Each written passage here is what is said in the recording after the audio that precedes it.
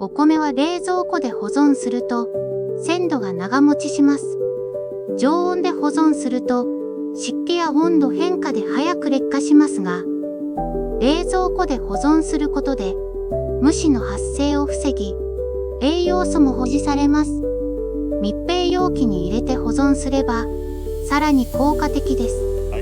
冷蔵庫内の温度が安定しているので、長期間新鮮な状態でお米を保つことができます。